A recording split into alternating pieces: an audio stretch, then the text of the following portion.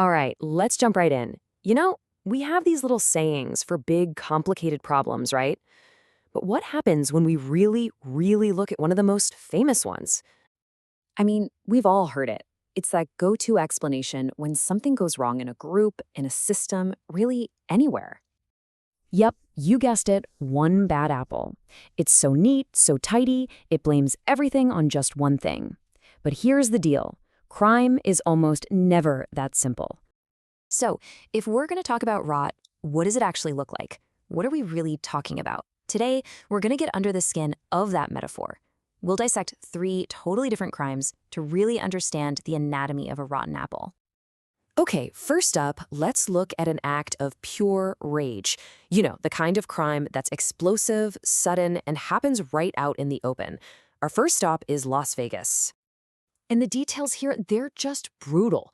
We're talking about a 22-year-old suspect, Tyler Matthew Johns, accused in a road rage shooting that killed an 11-year-old boy. The charges, they couldn't be more serious. Murder with a deadly weapon. It's so severe that prosecutors are actually looking at the death penalty. So, you might be wondering, how does the legal system even process something like this? Well, according to James Sweeten, a former deputy DA, the act itself pretty much says it all. When you shoot a gun into another car, that's not just being reckless. For the court, that shows a pretty clear intent to kill. It's hard to argue otherwise. This is where it gets really complicated, right? The court has to weigh everything. On the one hand, you have what's called an aggravating factor, the fact that this was a random shooting, endangering so many people. But on the other hand, you have mitigating factors, things like the suspect's age, he's only 22, and his criminal history. It's this incredibly tough balancing act for the justice system. Okay, let's completely switch gears now. Our second case could not be more different. We're moving away from that public, explosive violence to something that's, frankly, way more sinister.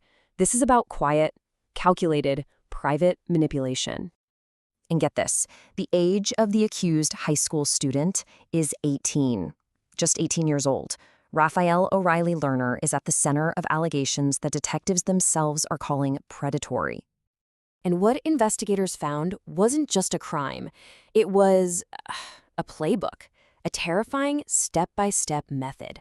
First, coercion, luring victims. Second, violence. Third, recording, actually videotaping the assaults. And finally, blackmail, using those videos as a weapon to keep the victims trapped. Just total control. And the victims in all this? Teenage girls, 16, 17, and 19 years old.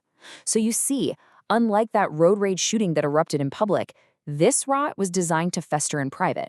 It's a world built on fear and shame. All right, for our third and final case, we're zooming out even more. We've seen an impulsive individual, a calculating individual. Now let's look at a whole system, a crime that's more like a business, a web of vice. So, down in San Diego, police bust an illegal gambling den, and they don't just find one person doing something wrong, they find an entire operation. We're talking 62 illegal slot machines, drugs, thousands in cash, and 8 arrests right there on the spot. This isn't just a crime, it's an enterprise. And this is where you really see how this kind of rot spreads. There's a guy named Maritar who owns the auto shop right next door. Totally innocent. But during the raid, the SWAT team hits his business by mistake. He says he feels like collateral damage. And he's absolutely right. It shows how these operations poison everything around them, hurting people who have nothing to do with it. And check out how Police Lieutenant Tim Radke puts it. He says it's not just about the gambling. When you throw in drugs, weapons, and a bunch of people who are losing money, you've basically mixed, in his words, a cocktail for something bad. And he's spot on. It's a recipe for disaster that just leads to more and more crime. Okay, so let's recap. We've looked at 3 totally different kinds of rot: an impulsive, violent act, a cold, calculated campaign of abuse, and a full-blown criminal business. So what's the big picture here? Let's talk about the ripple effect. This really breaks it all down. You take the road rage case, right? The immediate impact is horrifying, the death of a child. But the broader consequence? The public is endangered. Then you have the predator. The primary impact is terrorizing teenagers. But the wider effect? It completely erodes trust in a community. And finally, that gambling ring. Sure, it was about illegal profits, but the real consequence was the destabilization of a whole neighborhood. 3 different crimes, 3 different kinds of damage. Which brings us all the way back to our apple. It's pretty clear now that the rot isn't just one simple thing, is it?